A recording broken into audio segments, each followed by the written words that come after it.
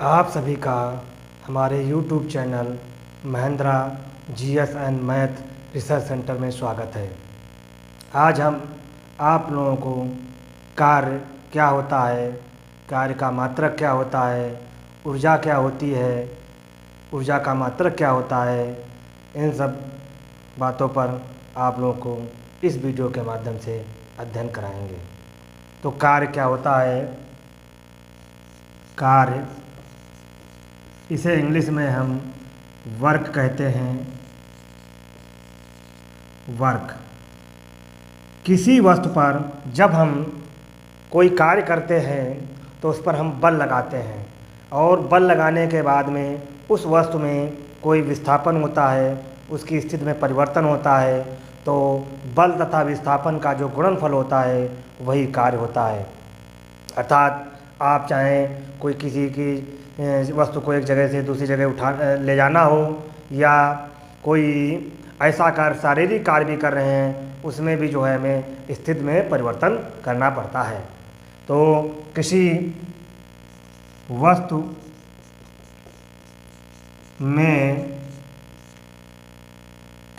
पर किया गया कार्य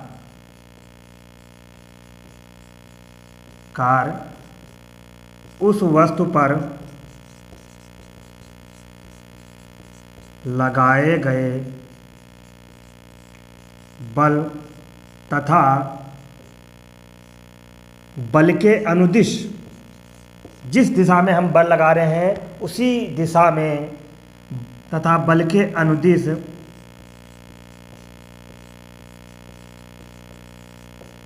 हुए विस्थापन, जो विस्थापन होता है के गुणन फल के बराबर होता है।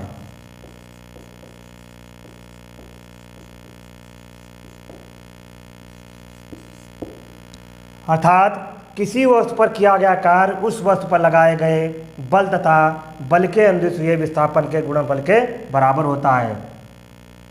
कार्य जो होती है, कार्य एक अदिश राशि है।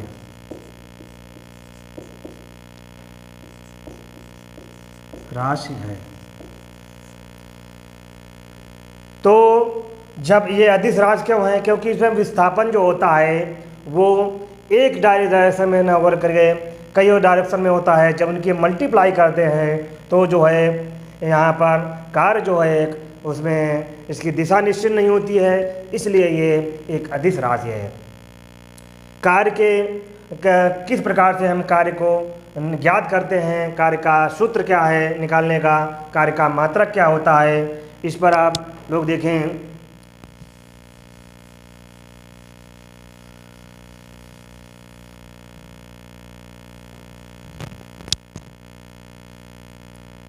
कार्य का मात्रक या कार्य का सूत्र क्या है? सूत्र, फार्मूला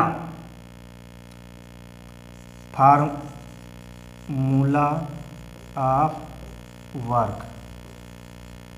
तो कार्य जो है बल तथा बल के अनुदिश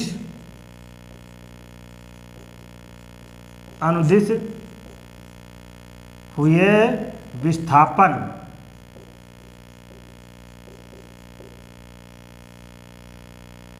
के गुणनफल के बराबर होता है। तो यहाँ पर बल जो है, कार्य को हम वर्क कहते हैं तो उसे W लिख लेंगे, बल को फोर्स कहते हैं तो F लिख लेंगे, और विस्थापन को हम डिस्प्लेसमेंट कहते हैं उसको D लिख देंगे। अर्थात W बराबर FD। और यहाँ पर मैंने एक चीज़ बताई है कि इसमें जो इसकी कार्य की दिशा जो होती है वो निश्चित नहीं होती है। तो इस प्रकार से कार्य जो होता है 3 प्रकार का होता है, वो भी आपको देखना है। पहले कार्य का जो ये 3 प्रकार के होते हैं वो किस प्रकार से निकलते हैं। तो यहाँ पर इसका एक फार्मूला ये भी आता है, F/D cos थीटा। जब आप उच्च स्तर में 9th हाई स्कूल या इंटर में जब जाएंगे तो वहाँ पर इस कास थीटा का यूज आप जो है क्या होता है cos थीटा, इसके बारे में जानेंगे। इसे हम जो है थीटा को कोण कहते हैं, ये थीटा होता है, इसको हम थीटा। उसके बाद में इसको कोण कहते हैं और काश को हम हिंदी में कोज्या कहते हैं। तो इस आधार पर काश थीटा के आधार पर उसके जो डिफरेंस एंगलों में कोण में डिफरेंस होता है विस्थापन में, उसी के आधार पर कार्य 3 प्रकार का होता है। कार्य के प्रकार जो हैं, नंबर 1 आता है ऋणात्मक कार्य।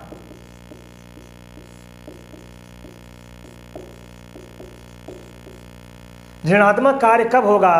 जब उसमें जो कोण बनेगा, मान लिया एक यहाँ पर विस्थापन जो हो रहा है, वस्तु यहाँ पर रखी है और इसमें विस्थापन जो हो रहा है वो इस दिशा में हो रहा है।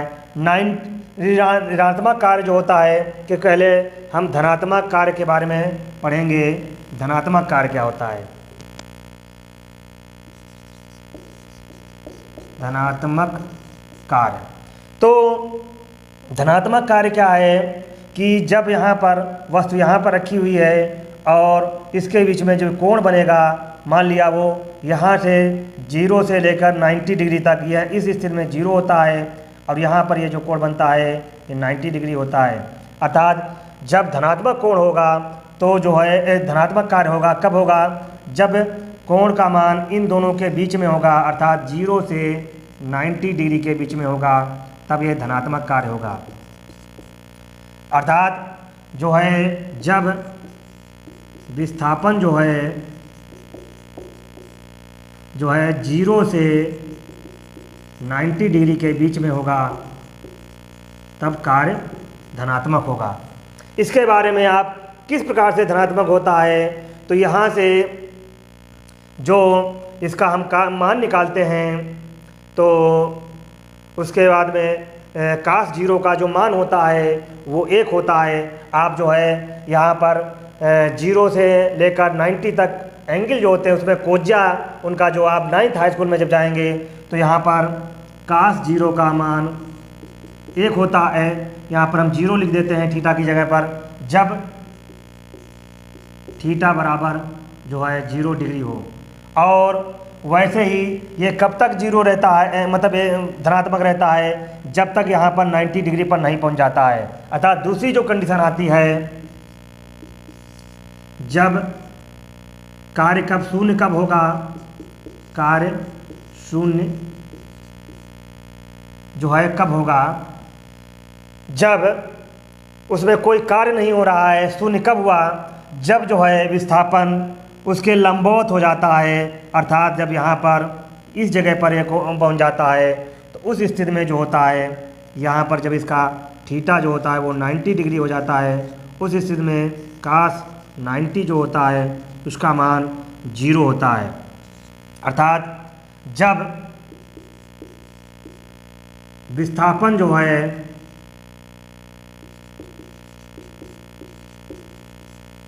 थीटा 90 डिग्री के बराबर हो जाएगा, तब जो है वहाँ से cos 90 बराबर 0 हो जाता है।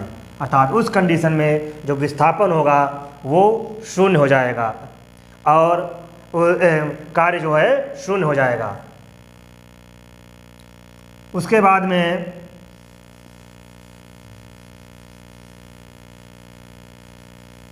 क्या आता है? कार्य धनात्मक कब होता है? नंबर 3 पर आता है धनात्मक कार्य, ऋणात्मक कार्य। धनात्मक तो पढ़ चुके हैं, ऋणात्मक कार्य। ऋणात्मक कार्य कब होता है? जब यहाँ पर इस विस्थापन में डिफरेंस होकर के ये इधर पहुँच जाता है और कहाँ तक पहुँचता है?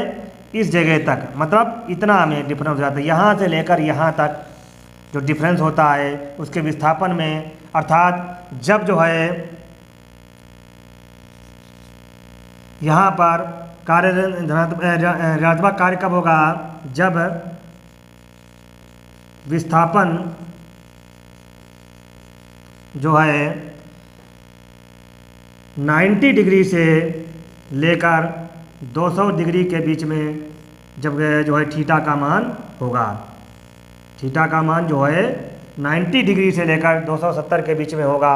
अर्थात जो थीटा है वो 90 डिग्री से 270 के बीच में है। उस समय जो है काश जो होता है 90 से अधिक और 270 से कम, अर्थात जो है x 90 प्लस थीटा, उस कंडीशन में जो होता है इसका मान जो है ऋणात्मक हो जाता है। इसमें अर्थात जो है कार्य जब विस्थापन भी उसमें जो है जब ऋणात्मक अवस्था में पहुंच जाएगा, थीटा का मान कोण जो होता है वो ऋणात्मक हो जाएगा, उस समय जो इसका कार्य है वो भी ऋणात्मक हो जाएगा। तो यहाँ पर इस कंडीशन में होता है ऋणात्मक कार्य होता है।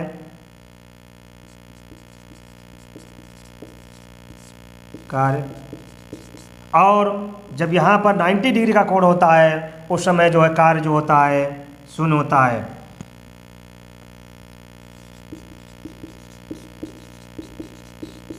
शून्य कार्य। इस प्रकार से कार्य कितने प्रकार के होते हैं ये समझ लिया। अब आता है कार्य का मात्रक क्या होता है। कार्य का मात्रक जो है वो उसी फार्मूले से ही प्राप्त हो जाएगा जो भी मैंने आपको बताया था।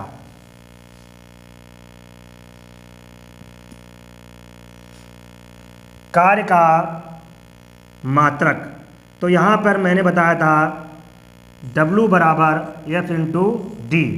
तो यहाँ पर F जो होता है फोर्स का मात्रक जो होता है वो न्यूटन होता है और विस्थापन जो डिस्प्लेसमेंट होता है विस्थापन का मात्रक मीटर होता है।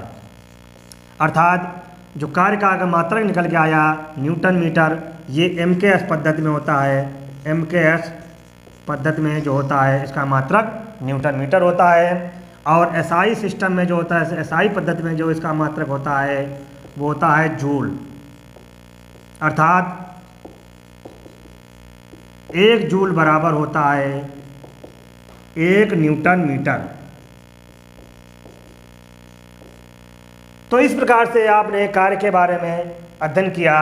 अब कार्य का संबंध जो है ऊर्जा से किस प्रकार से है। जैसे आप कोई कार्य करते हैं, कार्य करते करते आप थक जाते हैं तो आपको थकावट जो होती है ये आपके शरीर की जो ऊर्जा होती है वो खर्च होने पर ही मालूम होती है, एहसास होता है।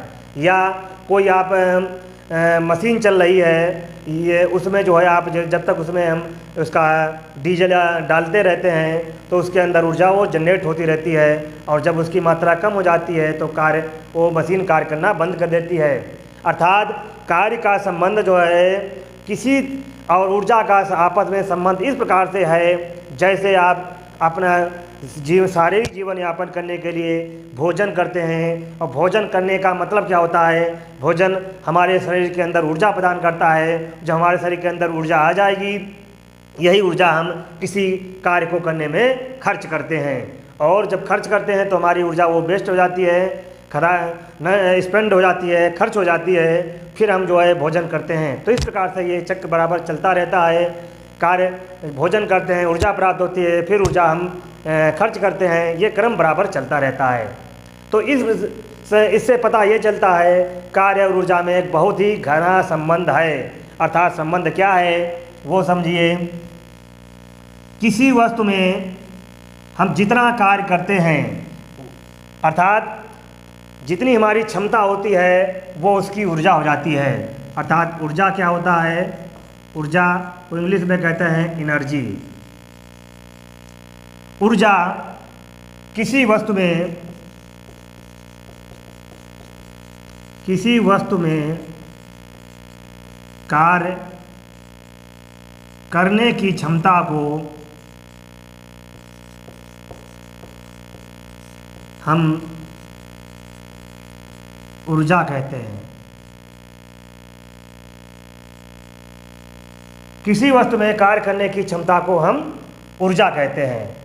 और ऊर्जा का जो मात्रक है, ऊर्जा का मात्रक जो है वो भी ये भी जूल होता है, जूल ही होता है। अर्थात जो ऊर्जा है वो उस वस्तु के कार्य पर निर्भर करती है। हम जितना कार्य करेंगे उतना हमारे शरीर की ऊर्जा या उस वस्तु की ऊर्जा व्यय होगी। तो इन दोनों में संबंध यही होता है, जब हम किसी वस्तु पे कार्य करते हैं तो हमारे कार्य करने की जो क्षमता होती है उसी को हम ऊर्जा कहते हैं। अर्थात किसी वस्तु में कार्य करने की क्षमता को हम ऊर्जा कहते हैं। ऊर्जा भी कई प्रकार की होती है। जैसे हम कोई वस्तु जो है, कोई स्थिर वस्तु है, उसमें भी एक प्रकार की ऊर्जा होती है। ऊर्जा के प्रकार आप देखिए क्या होते हैं।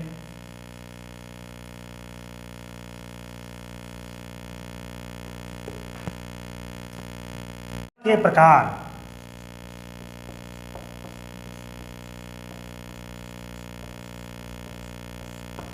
Kinds of energy. Kinds of energy, ऊर्जा के प्रकार क्या है। नंबर 1 पर आता है स्थितिज ऊर्जा, स्थितिज ऊर्जा। ये ऊर्जा किस प्रकार से उत्पन्न करती होती है। जैसे कोई वस्तु स्थिर है, अपनी एक ही जगह पर स्थिर है, तो उसमें भी एक प्रकार की ऊर्जा कार्य करती है। और ये ऊर्जा उसके पृथ्वी के गुरुत्व त्वरण के कारण होती है, ग्रेविटेशनल एक्सीलरेशन के कारण होती है। और गुरुत्व बल कार्य करता है उसमें, गुरुत्व एक्सीलरेशन के कारण, गुरुत्व त्वरण के कारण जो उसमें ग्रेविटेशनल फोर्स कार्य करता है, उससे उसमें उसकी स्थिति के कारण जो ऊर्जा उत्पन्न होती है उसे हम स्थितिज ऊर्जा कहते हैं। इसका हम स्टेप बाय स्टेप अगले वीडियो में आप लोगों को विस्तार से अध्ययन कराएंगे। यहाँ पर हम काइंड्स ऑफ एनर्जी के प्रकार ही बता रहे हैं। उसके बाद में नंबर 2 पर आता है गतिज ऊर्जा। गतिज ऊर्जा क्या है, इसे इंग्लिश में हम आप लिखते चलिए पोटेंशियल एनर्जी इसको कहते हैं, इसे पोटेंशियल एनर्जी कहते हैं। और गति ऊर्जा को हम काइनेटिक एनर्जी कहते हैं।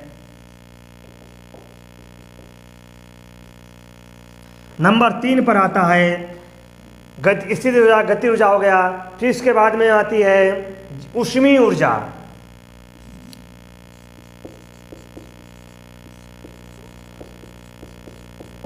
इसे हम हीट एनर्जी कहते हैं। फिर आती है विद्युत ऊर्जा।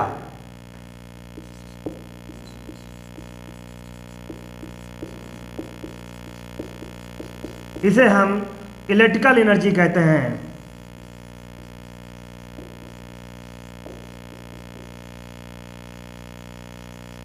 नंबर 5 पर आती है प्रकाशीय ऊर्जा या प्रकाश ऊर्जा। इसे हम जो है लाइट एनर्जी कहते हैं। नंबर 6 पर आती है चुंबकीय ऊर्जा।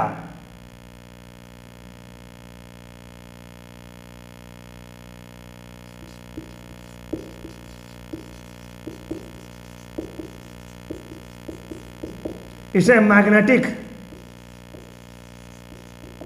एनर्जी कहते हैं।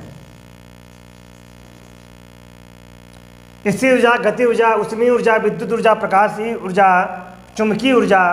उसके बाद में जो है एक होती है ऐसी ऊर्जा होती है जिसके कारण बहुत बड़े बड़े बम बनते हैं, जिन्हें हम एटम बम कहते हैं, परमाणु बम कहते हैं। उसे हम नाभिकीय ऊर्जा कहते हैं, नाभिकीय ऊर्जा।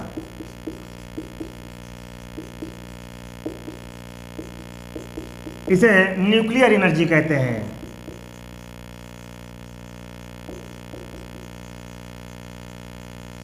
इस प्रकार से ये जो 7 प्रकार हैं, ये जो है ऊर्जा के प्रकार हैं, इनका कहाँ पर कैसा यूज किया जाता है।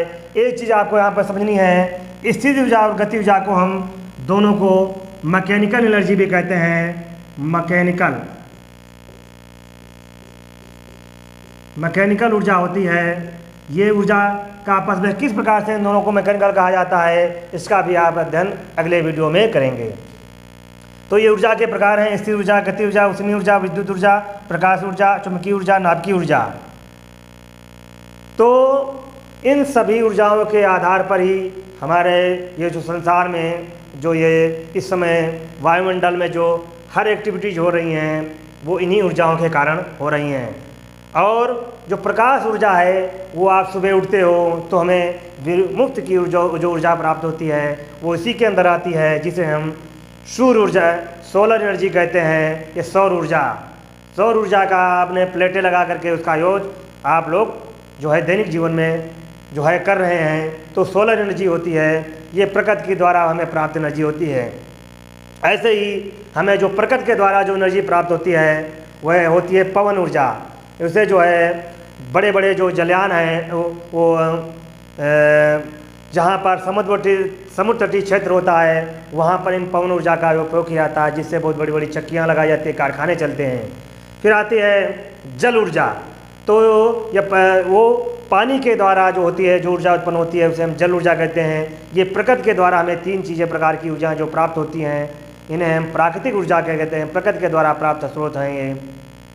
तो जल ऊर्जा का आप जो है इलेक्ट्रिक बिजली जो तैयार होती है बड़े बड़े टरबाइनों पर जो है जहाँ बांध हैं वहाँ पर हम इस ऊर्जा के द्वारा माध्यम से बिजली प्राप्त करते हैं। और जो हमारे ज़मीन के अंदर भी अनेक प्रकार की ऊर्जा हैं जो है, जिसमें हमें कोयला के द्वारा जो प्राप्त होता है, और खनिज ऊर्जा है, खनिज ऊर्जा के स्रोत हैं, तो उनसे भी हमें जो है ऊर्जा प्राप्त होती है। ये प्रकृति के द्वारा हमें जो ऊर्जा प्राप्त होती है वो ये प्रकार हैं: सौर ऊर्जा और पवन ऊर्जा और जल ऊर्जा और खनिज ऊर्जा।